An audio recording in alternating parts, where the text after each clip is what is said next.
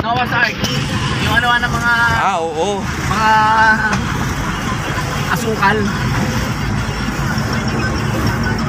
Yan na yung ilog, di ba? Tatawid tayo. Papunta po kami ng Taguig sa ating bagong local church. First time po natin gagamitin. Kami po ay nagbaybay dito sa may Calentong, Santa Ana, and then papunta rito sa Makati. So dadaanan po namin yung old city hall ng Makati hanggang saka yung bagong city hall na malaki. So ayan po yung mga halaman. Ayan po yung ilog. Ito po yung tulay na nagdudugtong sa Makati at saka sa Pasig.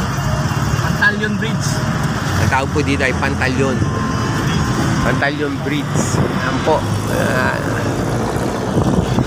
So nasa gilid po tayo. Guadalupe na to, di ba? Daming palmolin. Ngayon wala na. Wala na. Binenta na. So nasa gilid po tayo ng Guadalupe.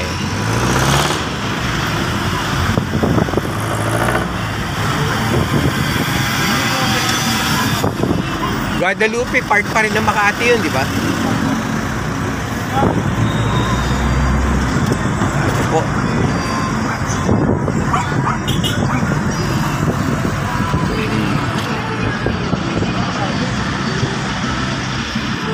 Oh, medyo traffic lang po.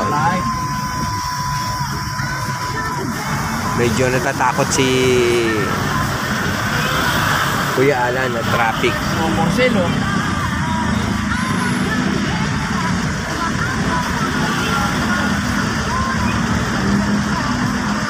Nagay pa ako ng jeep, binibenta na yan.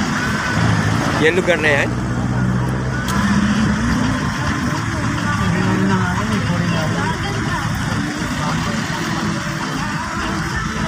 Dito, nasulot ako dito eh. Binenta yan, no?